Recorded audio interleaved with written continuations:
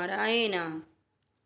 पापांकुशा एकादशी का महत्व, विधि और व्रत कथा हम यहाँ पर पढ़ने वाले हैं।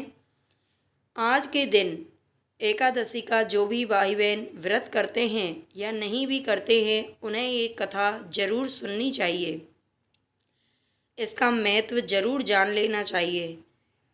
अर्जुन श्री कृष्ण से कहने लगे कि हे जगदीश्वर, मैंने इंद्रा एकादशी का सविस्तार वर्णन सुन लिया। अब आप कृपा करके मुझे आश्विन माह के शुक्ल पक्ष की एकादशी के विषय में भी बतलाइए। इस एकादशी का क्या नाम है तथा इसके व्रत का क्या विधान है? इसका व्रत करने से किस फल की प्राप्ति होती है? कृपया यह सब विधि पूर्वक कहिए।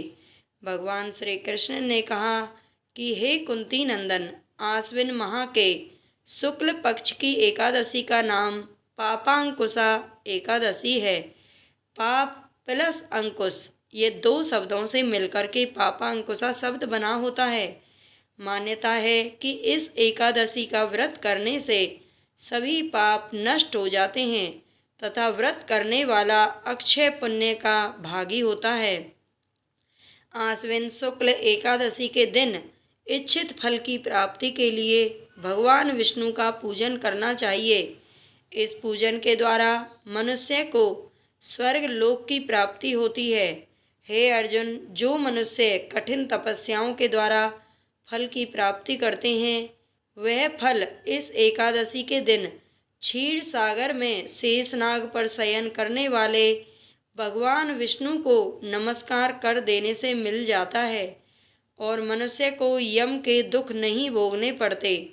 और भविष्य के लिए मनुष्य को पापों से बचने का दृढ़ संकल्प करना चाहिए। भगवान विष्णु का ध्यान स्मरण किसी भी रूप में सुखदायक और पापनाशक होता है, परंतु पापांकुशा एकादशी के दिन प्रभु का स्मरण कीर्तन करने से सभी क्लेशों व पापों का शमन कर देता है। पापांकुशा एकादशी व्रत कथा। तो श्री कृष्ण अर्जुन को ये व्रत का कथा सुनाते हैं। प्राचीन समय में विंध्य पर्वत पर क्रोधन नाम का एक बहेलिया रहता था। वह बड़ा ही क्रूर व्यक्ति था। उसका सारा जीवन हिंसा, लूटपाट, मद्यपान और गलत संगति जैसे पाप कर्मों में ही बीता।